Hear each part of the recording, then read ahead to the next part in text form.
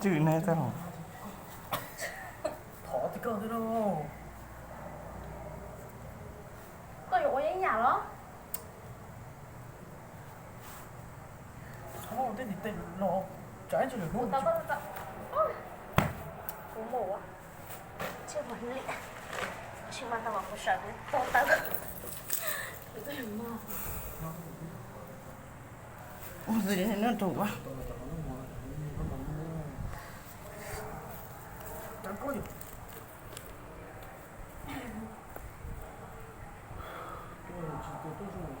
Ê, có thấy kìa không? Người ta bảo bắt tù ấy. Chứ mình đánh bỏ.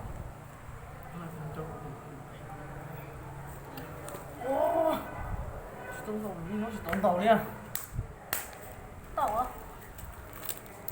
Thầy. Trong tàu đó.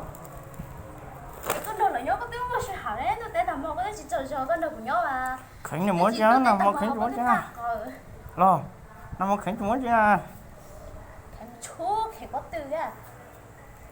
qua khánh đi đâu mà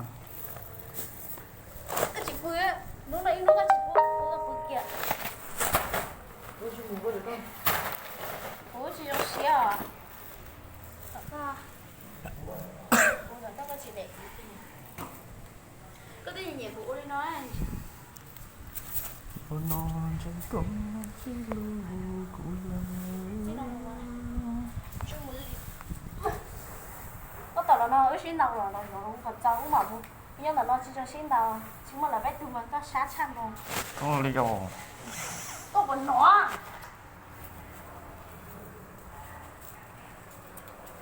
đi về quét nỗi buồn Có gì đâu biết. hắn nói đến trầu muốn đến phản á Còn vậy thì chẳng.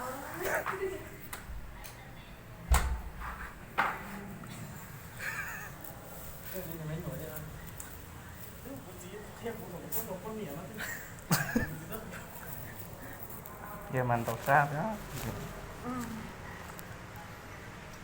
đặc biệt chị hạnh thế chả nhà có chị hạnh tàu chứ anh đấy không đặc biệt có chị hạnh nhật cái mà nó không tàu xa nữa nè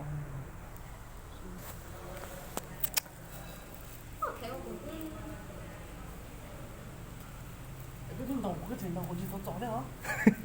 Chị tao cháu mà là bé tụi nhưng mà không mà sát nữa. Thì có cái gì nhẹ của ôi này.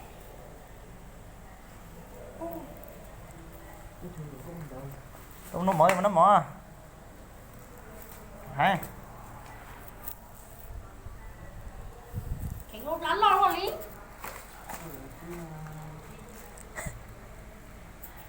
Ôi này có chị tao như tụi nên nó rắn lo rồi chứ có điểm những đồ trời ba tàu.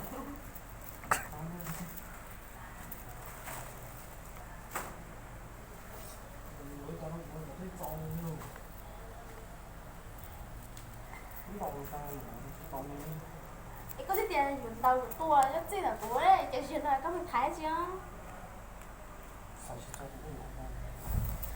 Sao chị cho tiền làm bao tao liệt làm bao đó của?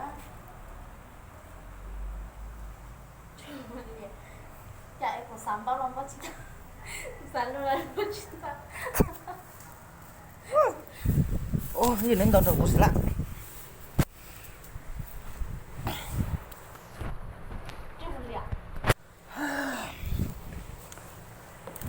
cái cho tiêu số của ấy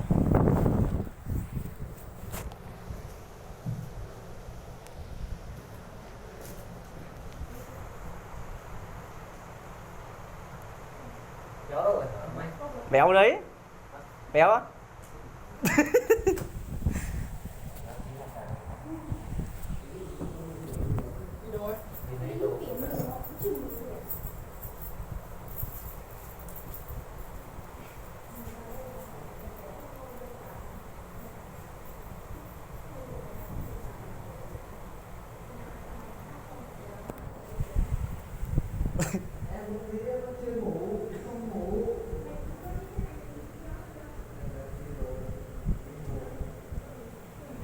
thì em cùng đi nốt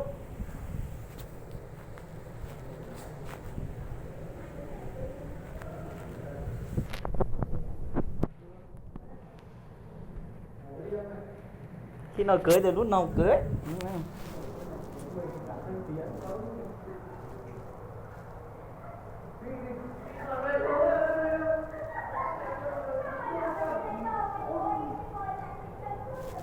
Chị chưa.